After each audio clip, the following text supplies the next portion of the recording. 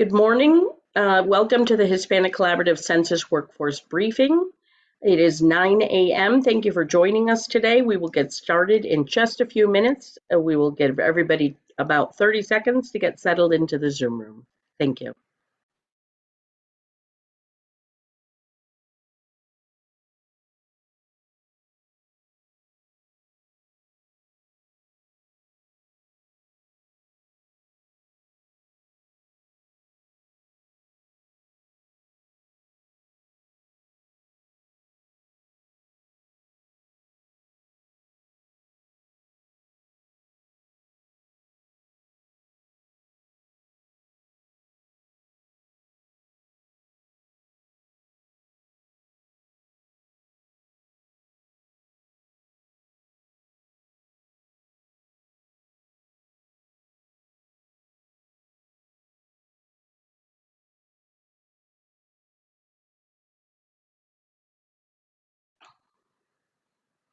Thank you for joining us today. I'm Nancy Hernandez, head of the Hispanic Collaborative here in Milwaukee, aimed to improve outcomes for Latinos to move Milwaukee into a top 10 city on the Hispanic Wellbeing Index. Today, we wanted to do a census workforce briefing for you. And this is important for us as we look at the data set, the newest data set out by the Census Bureau that was released in August of this year. A key factor for economic prosperity is a growing working age population. And when we think about growing working age population, that has become synonymous with Latino as we think about the statistics or surrounding our state and our local areas. Today, what we're going to do is I'm going to give you just a quick glimpse at the 7-county region.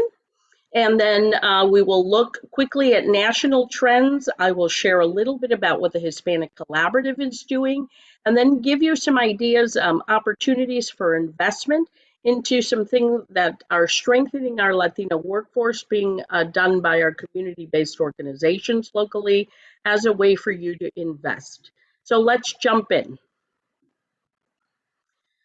If we first look at the state of Wisconsin, the visual shows you a little bit about the density of the population. Clearly, we have the most density in the southeast region of Wisconsin, with a pocket up in the Green Bay area and also in the La Crosse area.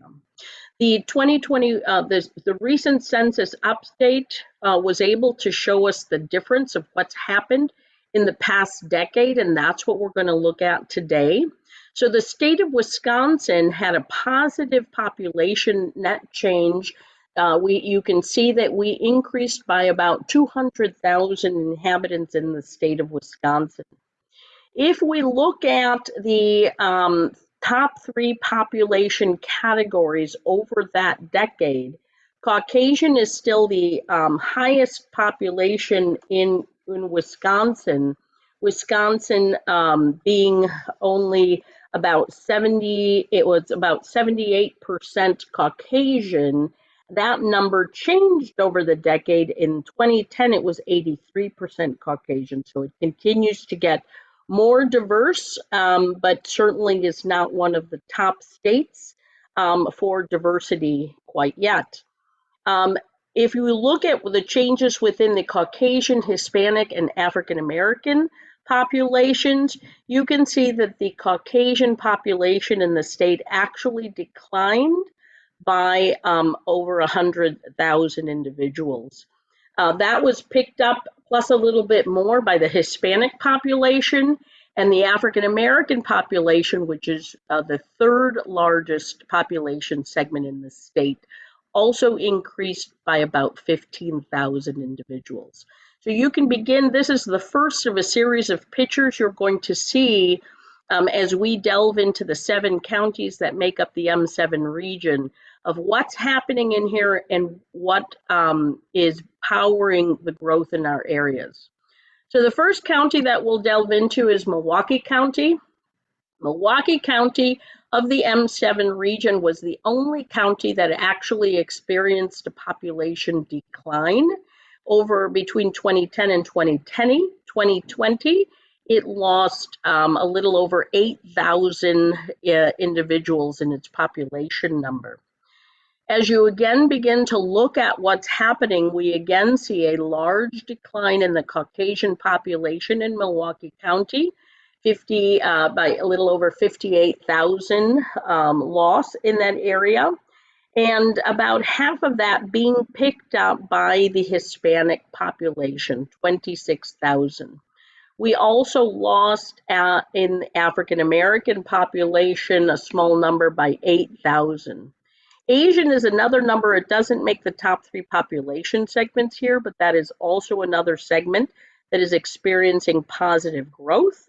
And that also is going to contribute to the what is affecting those 2 large negative numbers here.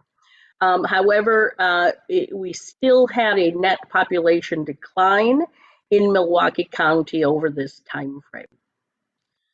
Going into Kenosha, the first of one of the or the second of one of the counties that we're going to look at. Kenosha, as the other 6 counties or 5 counties, experienced a population increase, a little over 2,000. However, if you look at the numbers in there, the decline came again from the Caucasian population, close to 8,000. Close to 5,000 of the increase was due to the Hispanic population. So you can begin to see what these counties would look like across our region if not for the population growth in the Latino community. Ozaukee County saw also a net population change of a little over 5,000. This was the only county in our M7 region that actually had positive population growth amongst its Caucasian population, 721. Hispanic community, however, is growing also in this county. It had a net population increase of over 1,000. And when we begin to look at that third category, that changed over time.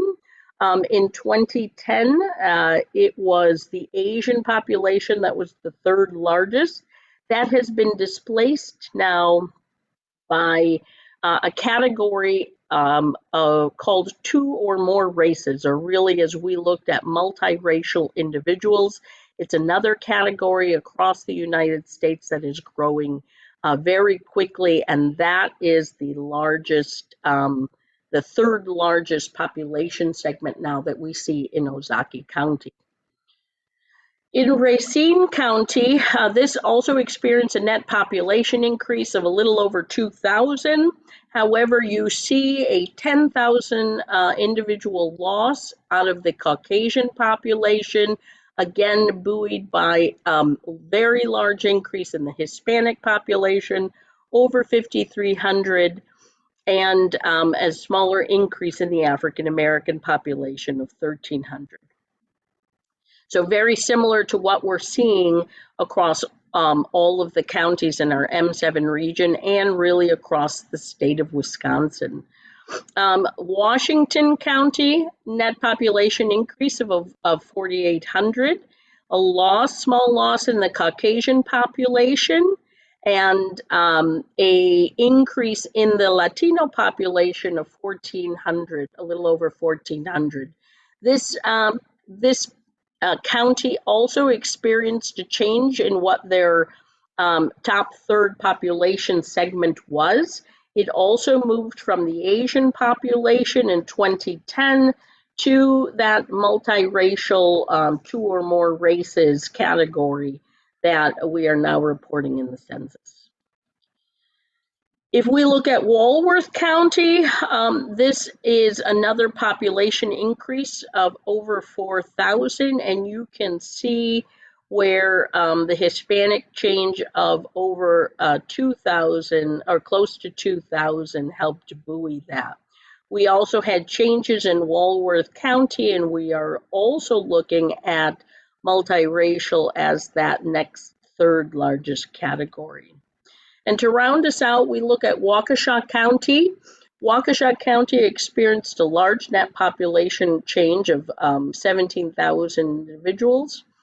And if we again, however, look at where those changes came from, over 5,000 was a loss in the Caucasian population.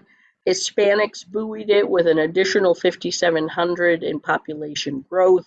The Asian population in this county has been the third largest segment, and it also saw a double-digit increase and added almost 5,000 individuals to the population growth.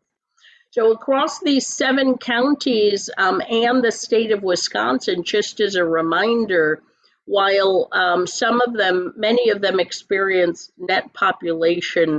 small net population growth, both in the state and in 6 out of the 7 counties, we did see a loss in our white communities across the board, other than a small increase in Ozaukee County. And we did see consistently the Hispanic population contributing very strongly to the net population growth, or combating some of that population decline in those other category segments. We wanted to give you now just a peek at the national snapshot, just so you can understand what's happening from a population perspective, as well in the national headlines. We wanted to share this chart, just gives us a quick overview of overall numbers. So as we look at the Latino population, we are over 60 million individuals in the United States right now. The Mexican community is still the largest percentage within those populations broken out under Latino. This is also true for us here in Wisconsin and in the Milwaukee region. The next most populous population segment is our African American community. They make up about 14% of the population, and it goes down from there. One of the reasons that we like this chart, I wanted to share it with you. This was given to us from a data perspective by Dr. Enrique Figueroa, who used to be with UWM here. They also call out an estimate for the undocumented population, which is numbers over 10 million by this estimate, as well as DACA individuals, or those youth who have been here, were not born here, but are covered under DACA and are in our workforce today. So let's look at a national snapshot. This is data that we pulled from the Latino Donor Collaborative. We recently had Ana Valdez share a wonderful set of information with us that gave us a great snapshot of what's happening across the U.S., as well as the Brookings Institute was a partner on some of the data that you're going to see in this segment. So Latinos are the largest minority in the U.S. and in the state of Wisconsin, and certainly we can see how they are driving population growth. So the top chart shares a fertility rate, which is an interesting number to look at, but you can see that U.S. Latinos are the highest fertility rate listed in there, and what's required to maintain population is what Latinos are at right now at 2.1. So their strength is buoying all of those other numbers. You can see that the national fertility rate is under that 2.1 number at 1.76.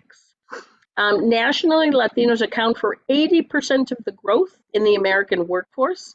And here in the Milwaukee MSA, they have accounted for 100% of the population growth and the job growth, as we can see by some of those numbers.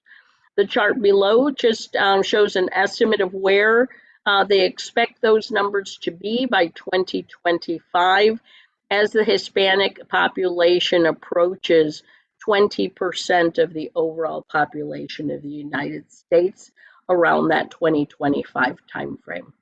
And you can also see multiple races in that chart. you can see its growth, as we also saw that when we looked at our 7 counties and where were some of those changes occurring in our population.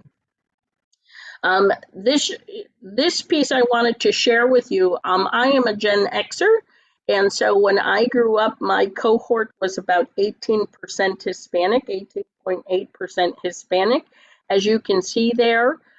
Gen Z is our cohort that we currently have in our schools and in our college systems. It's starting to hit the workforce, and you can see that their cohort is 25% Latino. This comes from the fact that the Latino population is on average about 10 years younger than the remainder of the population in the United States. Nationally, 31.6% of the Latino population is under the age of 18. And if we look just here in Milwaukee County, the percentage of our Latino population that is under 18 jumps to 36.7% from our last set of census numbers.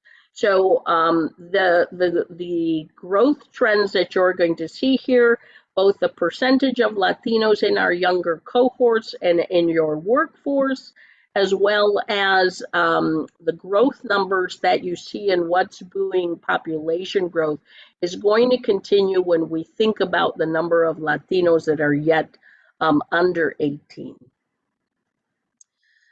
Looking from a workforce perspective, one of the things that we wanted to do is we think about population numbers.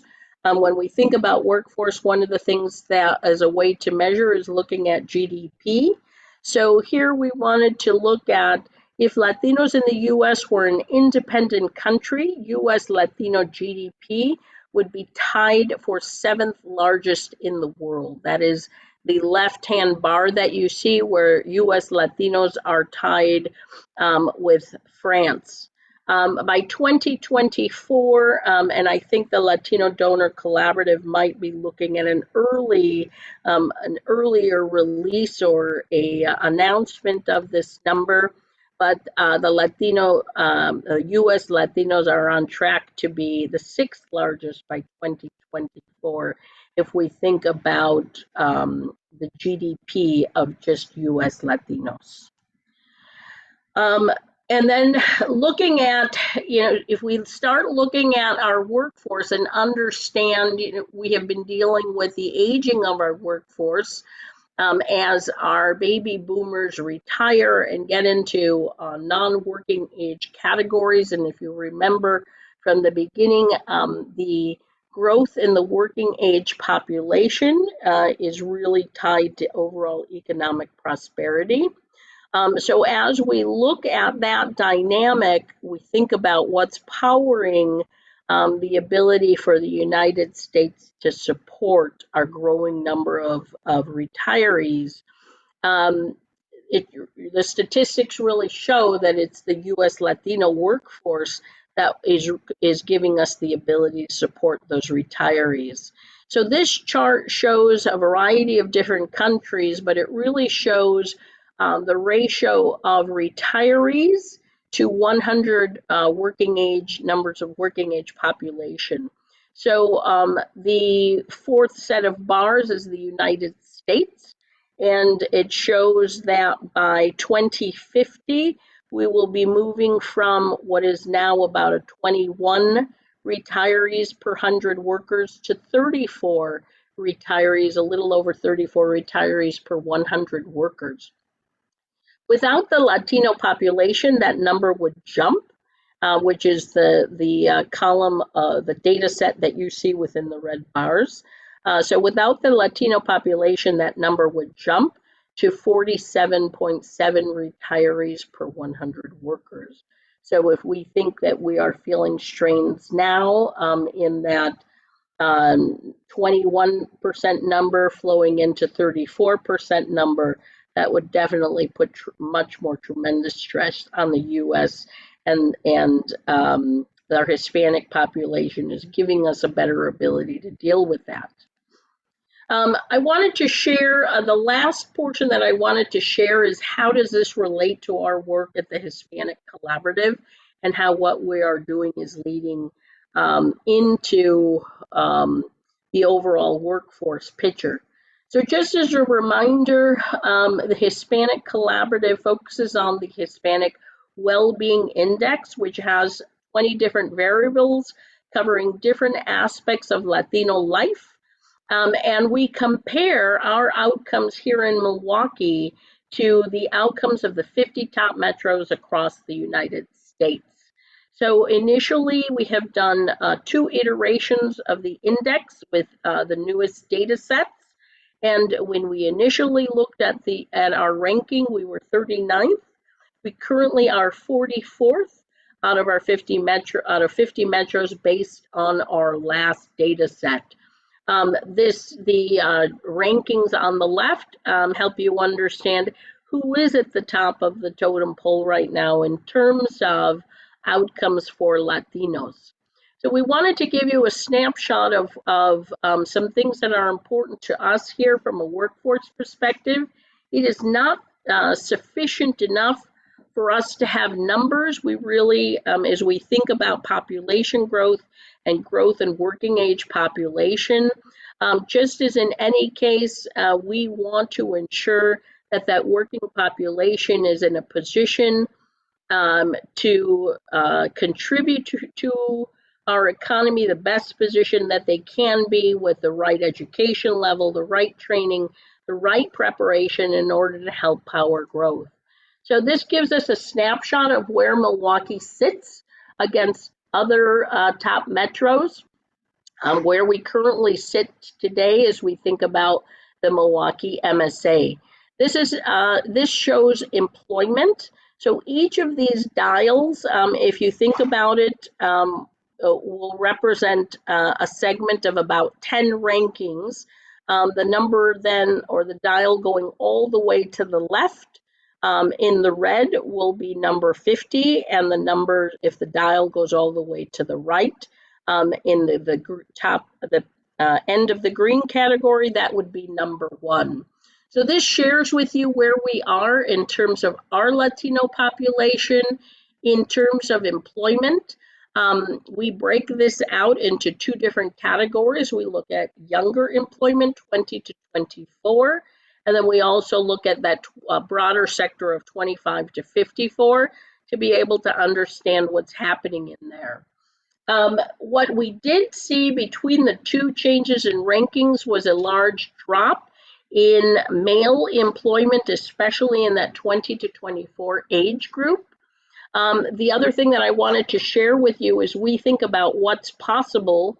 Well, the numbers that are at the end of those green dials are actually what the number 1 cities in those categories are achieving today. So if you believe, like I do, that our Latino community here and Milwaukee itself is quite possible of reaching those top levels, then we certainly could close that gap. And what this tells us is, if we close the gap alone on that 20 to 24 category, we could have an additional 1,400 Latinos in the workforce today. And overall, this represents an opportunity, about 7,000 diverse workers added into our workforce today as we work on closing these gaps. If we think about income, and this is related to how well prepared our community is, are they achieving, are they in in-demand jobs? What does the occupations then of our population look like? Here we can see one of the challenges in our community and where we're currently sitting. Many of where we sit today in terms of household income, of how we compare with the 50 top metros, or poverty rates, or things like the number of households receiving SNAP benefits, you can see that we rank pretty low here compared to our peer set. One of the areas that Hispanic Collaborative is very much focused on is in this upskilling and reskilling of the workforce. And we want to improve the outcomes for about 10,000 Latino households as one of our priorities to begin to move these needles to the right. As we look at those previous needles, we were very strong in female employment, and then start dialing in on the losses on male employment and address those issues. The last piece that we want to show you are other reflections of the strength of our population. Closing the gap on top performing cities, if we look at some of these elements, home ownership, business own rate, and teen birth rate, would produce the following. So as we look at being able to close the gap on top cities for home ownership, for instance, this would mean another 10,000 Latino owner-occupied homes in our region. Certainly, we have nowhere to go but up as we sit at number 50 for the number of Latino-owned businesses, and then 50 less teen births in our area.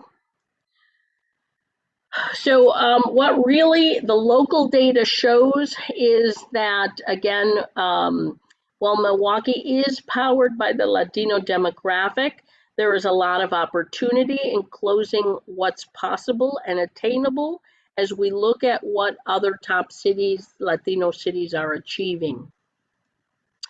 So we wanted to leave you, as we close out our half hour today, we wanted to leave you with some opportunities for you to think about as you continue to understand the demographics around the Latino population and how that can help your organizations and your workforce.